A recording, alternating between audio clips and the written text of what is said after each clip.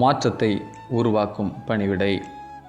மேலும் உதவிக்காரர் ஆனவர்கள் ஒரே மனைவியுடைய புருஷருமாய் தங்கள் பிள்ளைகளையும் சொந்த குடும்பங்களையும் நன்றாய் நடத்துகிறவர்களுமாய் இருக்க வேண்டும்.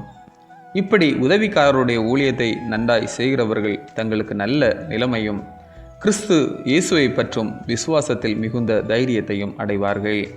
1 தீமோத்தேயு 3:12-13.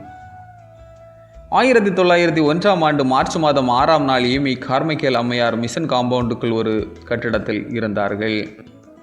திடீரென்று ஒரு சத்தம், என்னை காப்பாற்றுங்கள், என்னை காப்பாற்றுங்கள் என்று. சத்தம் வந்த திசையை பார்த்தார்கள். ஒரு 7 வயது சிறுமியை சிலர் துரத்தி கொண்டு வந்தார்கள். கோயிலில் இருந்து தப்பிய சிறுமி மிஷன் காம்பவுண்டுக்குள் நுழைந்து அம்மையாரின் முன்பாக விழுந்து காப்பாற்றும்படி கெஞ்சினாள்.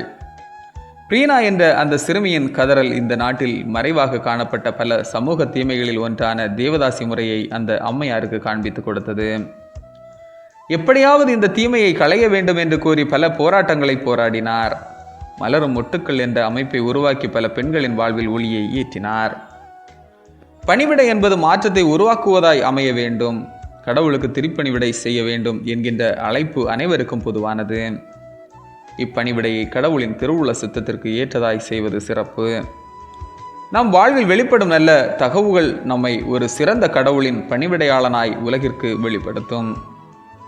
பவுலடியார் கூறுவது, வெறுக்க வேண்டியவற்றை வெறுத்து, நேசிக்க வேண்டியவற்றை நேசித்து, கடைபிடிக்க வேண்டியதை கடைபிடித்து வாழும் வாழ்வே சிறந்த வாழ்வு.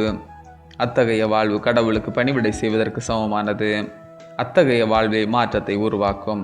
ஆமேன். இந்த நாள் உங்களுக்கு இனிய நாளாக மலரட்டும்.